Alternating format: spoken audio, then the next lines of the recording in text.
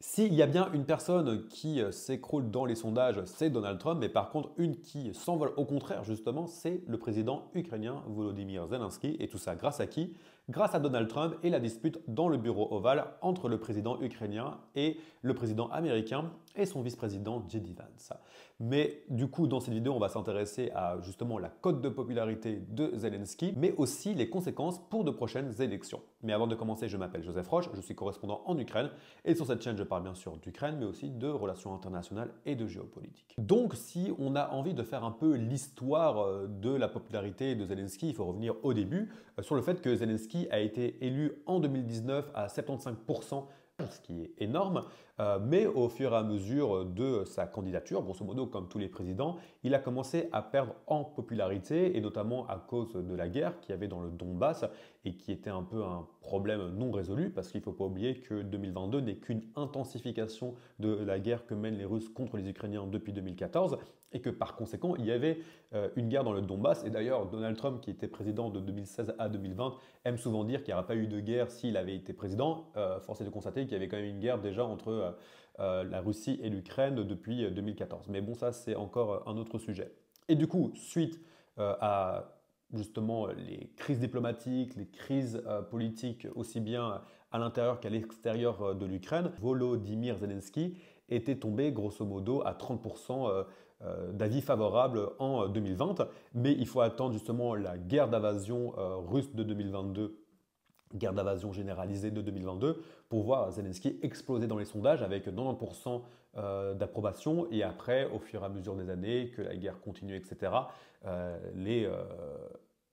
la cote de popularité de Zelensky a petit à petit commencé à descendre avec 70% en 2023, puis 65% en 2024 et en 2025, donc juste avant la dispute entre Donald Trump et Zelensky, Zelensky était plus ou moins autour de 57% d'avis de confiance de la part des Ukrainiens. Et d'ailleurs, c'était réparti de manière assez intéressante parce que c'était 40% d'approbation dans l'est de l'Ukraine où il y a vraiment les combats les plus importants, 50-55% dans le centre de l'Ukraine où il y a quand même des bombardements assez réguliers et beaucoup plus dans l'ouest de l'Ukraine avec 60-65% d'avis favorables dans l'ouest de l'Ukraine où il y a beaucoup moins de combats. Mais en même temps, c'est intéressant parce que l'ouest de l'Ukraine n'est pas du tout le terreau électoral d'une personne comme Zelensky parce que c'est beaucoup plus l'ancien président ukrainien Peter Poroshenko qui a vraiment une assise électorale assez importante dans l'ouest de l'Ukraine pour plusieurs raisons. Tout simplement parce que l'ouest de l'Ukraine est d'abord plus nationaliste, plus ukrainophone, parce que c'est vraiment les régions où on parle beaucoup plus ukrainien, même si bien sûr dans l'est de l'Ukraine, dans le centre de l'Ukraine, on parle ukrainien, mais il y a toujours quand même cette présence de la russophonie qui est toujours quand même aujourd'hui assez importante. Aussi, ils sont catholiques, ils ne sont pas orthodoxes, et ils ont un rapport à la foi qui est quand même relativement différent de, par exemple, certains oblasts de l'Ukraine. Après, quand on dit qu'ils sont catholiques, il faut prendre en compte qu'ils sont catholiques grecs. Et les catholiques grecs sont des chrétiens de rite byzantin, donc en gros le rite que respectent les chrétiens orthodoxes. Mais à la différence, c'est que eux, ils sont rattachés à Rome. Et la raison, c'est parce que à l'époque où ils se sont rattachés à Rome au XVIe, XVIIe siècle, c'était une volonté de la part des Ukrainiens de sortir de la mainmise de l'orthodoxie qui était dirigée par Moscou. Donc c'est pour ça qu'ils sont catholiques, mais dans les faits, bon, ce sont des chrétiens byzantins, les prêtres peuvent se marier, etc., etc.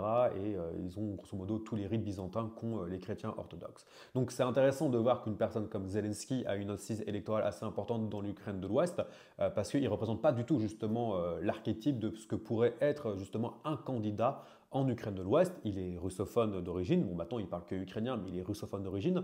Il vient de l'oblast de Dnipro, qui est à l'est de l'Ukraine, et en plus il est d'origine juive, ce qui n'est pas un problème en tant que tel, mais c'est pas ce qu'on pourrait appeler pour les chrétiens de l'ouest de l'Ukraine un candidat idéal, étant donné qu'ils sont quand même plus nationalistes que le reste de l'Ukraine. Donc c'est intéressant de voir ça. Et du coup, qu'est-ce qui s'est passé depuis la dispute dans le bureau ovale? Ce qui s'est passé, c'est que Zelensky a pris 10 points dans les sondages. Il est passé de 57% à 67%, ce qui est très important pour un président. Il est important de le prendre en compte. Et aussi 65% des Ukrainiens qui s'opposent à toute élection en temps de guerre. Et en plus, ça a été revoté au Parlement ukrainien qui a reconfirmé Zelensky dans ses fonctions de président et réaffirmé qu'il fallait attendre la fin de la guerre, ou du moins un cessez-le-feu, pour commencer à avoir des élections. Et du coup, sur base de ça, qu'est-ce qu'on peut se dire par rapport justement aux élections? C'est que les élections, pour l'instant, il y a pas mal de candidats qui sont là. J'ai assisté récemment à une conférence de l'écrivain Andrei Kourkov qui parlait justement de l'Ukraine, de l'identité ukrainienne, et il parlait de l'identité ukrainienne comme étant une forme d'anarchie organisée, un peu sur le modèle des Cosaques. Et c'est pas complètement faux, parce que c'est vrai que l'Ukraine a vraiment une vision et une tradition démocratique très forte, qui remonte bien avant d'ailleurs 1991. On peut vraiment tracer de manière un peu a posteriori l'identité démocratique des Ukrainiens, notamment au travers des Sich cosaques, donc les Sich qui sont un peu les forteresses cosaques, parce que les Cosaques, donc les Cosaques qui sont ces hommes libres qui ont fui aussi bien le servage polonais que le servage russe, sont des société à la base quand même relativement démocratique où les hetmans et les kouchevoï étaient élus à main levée par les Cosaques. Donc c'est assez similaire aussi à ce qu'on peut voir en Pologne avec vraiment des traditions démocratiques. Alors les Polonais c'est beaucoup plus lié avec la diète qui élisait les souverains, mais on peut voir vraiment qu'en Ukraine il y a une tradition démocratique très forte. Donc tout ça pour dire qu'il y a beaucoup de partis et beaucoup de partis d'opposition. D'ailleurs, si demain on a envie d'aller au Parlement ukrainien pour créer son propre parti, on peut y aller. Il y a, je pense, plus de 500 partis. Mais bon, il y a quand même des candidats qui sortent du lot. Et dans les sondages qui ont été faits récemment, donc avant quand même la dispute entre Zelensky et Donald Trump, donc il est intéressant de voir aussi quel impact ça va avoir. On avait toujours quand même le chef des armées ukrainiennes, Zaloujny, qui était vraiment tout en haut dans les intentions de vote. Et Zelensky qui était derrière avec 16%. Et après, on retrouve un peu les old school politiciens comme Tymoshenko, Poroshenko. Tymoshenko qui a été Premier ministre de l'Ukraine, Poroshenko qui a été président de l'Ukraine. Et on retrouve aussi des personnes comme Boudanov, le chef du SBU, donc des services secrets ukrainiens. Bon, il est important de préciser que ni Zaloujny ni Boudanov ne se présentent aux élections. Peut-être Zaloujny, mais encore personne ne le sait vraiment. Il a sorti un livre récemment, donc peut-être que c'est une manière de commencer à ancrer une potentielle campagne politique, mais pour l'instant, voilà, sur base de ça, ça reste quand même Zelensky qui gagne les élections. Et il y a aussi bien sûr d'autres personnes qui sortent du bois, comme des gens comme Arestovitch, qui est un peu le spin doctor, qui était le spin doctor de Zelensky à une époque, qui est un communicant, astrologue, etc., etc., qui avait été démis de ses fonctions parce qu'il commençait à répéter de la propagande russe. Et maintenant, il est, je pense, soit à Monaco, soit aux États-Unis. En tout cas, il a mis sur sa page Twitter qui voulait se présenter aux élections. Parce qu'il est important de préciser aussi, et c'est ça qui va être intéressant dans les élections qui vont avoir lieu après la guerre, c'est comment est-ce que l'administration Trump va peser de son poids pour faire partir Zelensky. Parce que je pense qu'il y a une détestation de la part de Trump vis-à-vis de Zelensky. Certaines personnes disent que ça remonte déjà au coup de téléphone à l'époque des enquêtes de l'administration Trump sur les affaires de Hunter Biden en Ukraine. Moi, je pense que c'est beaucoup moins compliqué que ça. Je pense que Donald Trump est une personne qui ne respecte que la force, il méprise les faibles et il considère l'Ukraine comme étant faible. Et par conséquent, Zelensky comme étant faible, mais en même temps, je pense que Zelensky lui pose une équation intellectuelle compliquée parce qu'en même temps, c'est un dirigeant, qu'on l'aime ou qu'on l'aime pas, hein, mais c'est un dirigeant qui a quand même fait preuve de beaucoup de courage. Je pense qu'on ne se rend pas compte que le fait qu'il soit resté à Kiev lors de l'invasion est vu toujours aujourd'hui en Ukraine comme étant un des actes les plus héroïques pratiquement de l'histoire ukrainienne. Parce qu'il ne faut pas oublier, les Russes étaient à 20 km du bureau présidentiel. Et d'ailleurs, il y a eu des combats au sein du bureau présidentiel. Ça, ce sont des informations qu'on a eues récemment sur le fait qu'il y a eu des coups de feu et des tentatives d'assassinat contre Zelensky au tout début de la guerre. Mais je pense que ça pose un problème dans une certaine mesure pour Donald Trump, où il a en face de lui une sorte d'alpha man, alpha male, et je pense qu'il y a quand même beaucoup d'insécurité, notamment de personnes comme J.D. Vance ou Donald Trump. Bon, là, c'est un peu de la psychologie du café du commerce, hein, je vous l'accorde, mais je pense que mine de rien, c'est quand même des choses qu'il faut prendre en compte, où ça reste des personnes qui sont quand même très instinctifs et peuvent se sentir menacées dans leur masculinité, surtout une personne comme J.D. Vance par rapport à une personne comme Zelensky. Mais bon, encore une fois, commentaire du café du commerce. Je ne suis pas psychologue, donc ça c'est vraiment mon avis personnel, ne le prenez pas du tout en compte.